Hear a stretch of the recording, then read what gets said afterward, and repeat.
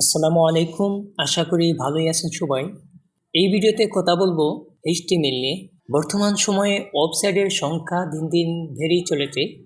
দিন যত যাচ্ছে ওয়েবসাইটের প্রয়োজন তত বাড়ছে। একটা ব্যবসা লঞ্চ করতে গেলে বা একটা প্রতিষ্ঠান চালাতে গেলেও ওয়েবসাইটের খুবই প্রয়োজন হয়। আমরা ওয়েব ডেভেলপমেন্ট বা ওয়ার্ডপ্রেস ডেভেলপমেন্ট যাই শিখি না কেন, আমাদের অবশ্যই HTML শিখতে হবে।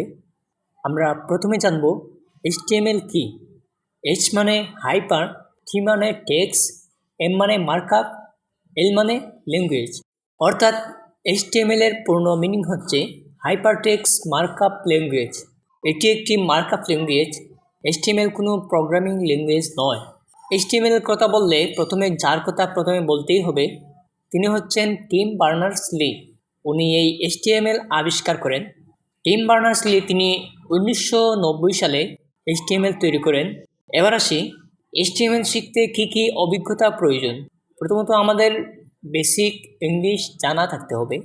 2 নম্বর হচ্ছে আমাদের অবশ্যই কম্পিউটারের বেসিক ধারণা থাকতেই হবে। কোর্স চলাকালীন সময়ে আমাদের কী কী করণীয়।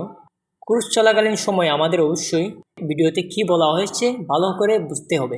দ্বিতীয়ত হচ্ছে কোর্সে যা যা শেখানো হবে তা নোট করে রাখতে হবে। তৃতীয়ত হচ্ছে কোর্সে যে বিষয়গুলো শেখানো হবে তা ভালো করে প্র্যাকটিস করতে হবে। আজকের পর্বটি এখানেই শেষ করলাম। HTML এর পরের পর্ব দেখতে সবাই সাথে থাকুন। আল্লাহ হাফেজ।